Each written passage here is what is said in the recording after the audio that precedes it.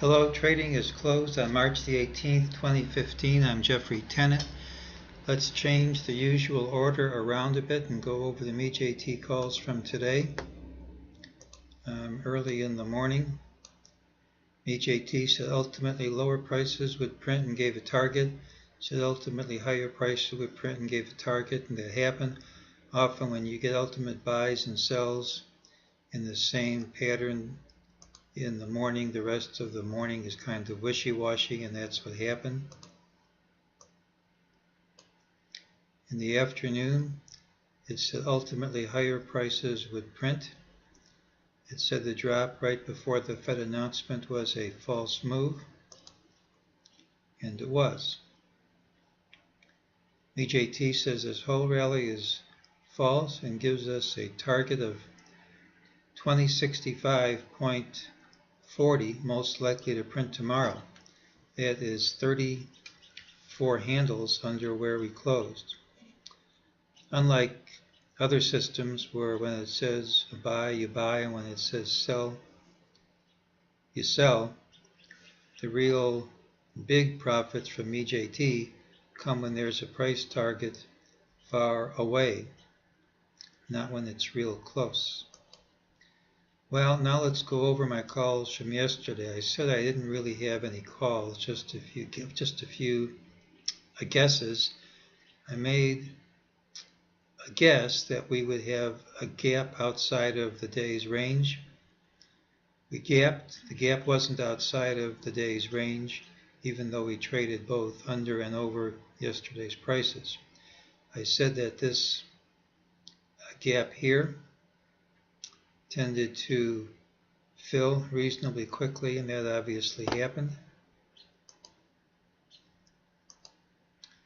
I also showed this chart with these red lines, and I said if this low held, we had a target of 2106-ish. The high was 2106.85, so the price looks pretty good, but we did really undercut that line slightly. So this is one of those calls which looks pretty good in retrospect, but is hard to act on during regular trading hours. I know a lot of people are very excited about this rally. They think we're going to new all-time highs. Anything is possible. Let's just remember that even though there are contorted ways to count this as an impulsive move, everything is coming in threes and there's overlap, implying that it's part of a corrective wave and not an impulsive one. Of course, a B wave doesn't have to stop here. It could hit a new high, but so far we've stopped right on the target, and that's not all.